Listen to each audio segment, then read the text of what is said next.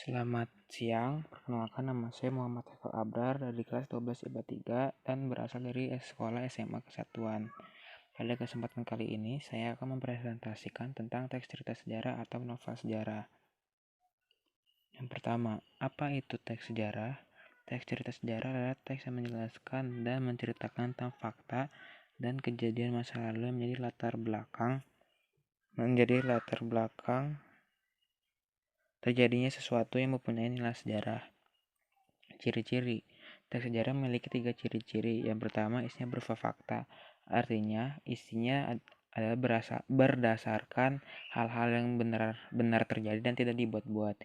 Yang kedua, disajikan secara kronologis. Artinya disajikan berdasarkan urutan waktu dalam sebuah peristiwa. Yang ketiga ada bentuk teks cerita ulang atau recount. Artinya dalam teks tersebut berisi tentang menceritakan kembali kejadian atau pengalaman yang terjadi di masa lalu. Berikutnya ada struktur. Pertama, ada orientasi. Dalam orientasi, berisi terkait pengenalan atau pembukaan yang ada dalam teks cerita sejarah. Pada umumnya berisikan penjelasan singkat dari kejadian yang sedang diceritakan. Yang kedua, insiden atau urutan kejadian. Di bagian ini berisi terkait rekaman peristiwa sejarah yang berlangsung kemudian disampaikan menurut waktu urutan kejadian dari awal sampai akhir peristiwa tersebut. Yang ketiga ada reorientasi. Reorientasi adalah bagian akhir yang ada pada teks cerita sejarah. Pada umumnya di bagian ini isinya terkait komentar pribadi dari si penulis itu sendiri akan peristiwa yang ditulis. Selanjutnya ada fungsi. Yang pertama, fungsi instruktif, merupakan alat bantu di dalam dunia pembelajaran. Yang kedua, fungsi edukatif, dapat dijadikan sebagai petunjuk serta pelajaran kehidupan kepada manusia dalam berperilaku. Yang ketiga, inspiratif, dapat memberikan imajinasi, inspirasi, serta kreativitas untuk keberlangsungan hidup berbangsa dan bernegara agar menjadi lebih baik. Yang keempat ada rekreatif, dapat memberikan rasa gembira serta senang kepada para pembaca. Selanjutnya ada kaidah kebahasaan. Yang pertama, memakai pronomina. Pronomina atau juga dikenal sebagai kata ganti merupakan kata yang digunakan untuk mengganti benda atau menamai seseorang ataupun sesuatu secara tidak langsung. Yang pertama ada kata ganti orang pertama atau pertama tunggal, contohnya saya. Yang kedua kata ganti orang pertama jamak, contohnya kita. Yang ketiga kata ganti orang kedua tunggal, contohnya kamu, kau, engkau. Yang keempat, kata ganti orang kedua jamak, contohnya kalian. Yang kelima, kata ganti orang ketiga tunggal, contohnya dia, ia, nya. Yang keenam, kata ganti orang ketiga jamak, contohnya mereka. Yang kedua, memakai frasa adverbial. Frasa adverbial adalah kata yang menggambarkan suatu kejadian atau peristiwa, waktu, serta tempat. Yang ketiga, verba material. Verba material adalah sesuatu yang digunakan untuk menunjukkan suatu kegiatan menggunakan fisik ketika melakukannya, contohnya membaca, melempar, mendorong. Yang keempat, memakai konjungsi temporal. Konjungsi temporal atau juga dikenal dengan kata sambung, waktu ini berfungsi untuk menata urutan-urutan peristiwa yang diceritakan, contohnya kemudian, lalu, setelah, dan yang lainnya. Yang kelima, menggunakan kalimat majemuk.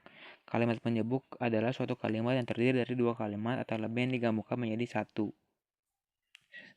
Selanjutnya ada jenis-jenis. Yang pertama, teks sejarah dibagi menjadi dua jenis. Yang pertama fiksi. Dalam fiksi pun dibagi menjadi 4 jenis.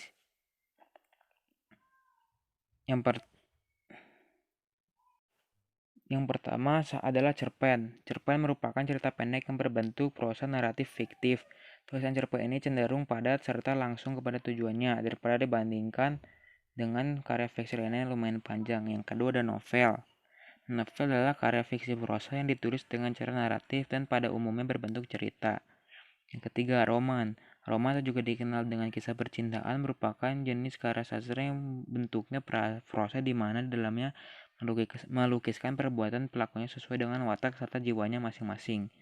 Yang keempat adalah legenda. Legenda adalah suatu cerita prosa yang dianggap oleh sebagian orang merupakan sesuatu atau hal yang benar-benar terjadi. Non-fiksi pun memiliki 4. Yang pertama, autobiografi. Autobiografi adalah keterangan hidup atau kisah dari seseorang yang ditulis oleh orang itu sendiri. Yang kedua, biografi. Biografi adalah suatu keterangan kehidupan seseorang yang dituliskan oleh orang lain. Yang ketiga, catatan sejarah. Catatan sejarah adalah suatu teks yang mengisahkan fakta atau peristiwa di masa lalu serta menjadi latar belakang sesuatu yang memiliki nilai sejarah. Yang keempat, cerita perjalanan. Cerita perjalanan adalah teks yang mengisahkan terkait suatu perjalanan. Teks cerita sejarah pun memiliki unsur intrinsik. Yang pertama, tema. Tema merupakan ide pokok dari sebuah cerita. Pada teks cerita sejarah, tema yang biasa ditulis merupakan tokoh agama, pejuang, asal mula suatu tempat, dan yang lainnya. Yang kedua, alur atau plot adalah serangkaian peristiwa yang memiliki hubungan sebab akibat. Alur pun dibedakan menjadi tiga. Yang pertama, alur maju, alur mundur, dan alur campuran atau maju mundur. Yang ketiga, penokohan. Penokohan merupakan pelukisan gambaran jelas terkait seseorang tokoh dalam suatu cerita. Biasanya, tokoh yang dipakai yaitu pahlawan nasional atau tokoh penting di suatu daerah. Yang keempat, sudut pandang. Sudut pandang adalah sarana atau cara pandangan yang dipakai si pengarang untuk menyajikan tokoh, tindakan, latar, serta beragam peristiwa yang terjadi. Yang terakhir adalah latar. Latar adalah sebuah gambaran dari sebuah cerita teks sejarah, bisa berwujud tempat, waktu, atau suasana pada saat kejadian berlangsung. Perbedaan sejarah fiksi dan non-fiksi. Yang pertama, sejarah fiksi memberikan sajian kehidupan yang sesuai dengan pandangan si penulis. Yang kedua, pengembangan karakter tokoh yang tidak sepenuhnya diungkapkan. Yang ketiga, gambaran dari kehidupan batin seorang tokoh secara lebih dalam. Yang keempat, jalan cerita yang disusun dengan berdasarkan dunia nyata. Sejarah non-fiksi. Yang pertama, gambaran dari kehidupan seseorang tokoh yang ditulis secara lengkap dan berdasarkan fakta. Yang kedua, tersusun berdasarkan oleh fakta yang objektif. Yang ketiga, menyajikan tentang kehidupan sesuatu yang dengan data dan fakta yang ada. Sekian presentasi dari saya. Mohon maaf apabila ada kesalahan dalam pengucapan kata atau materi. Terima kasih atas perhatiannya.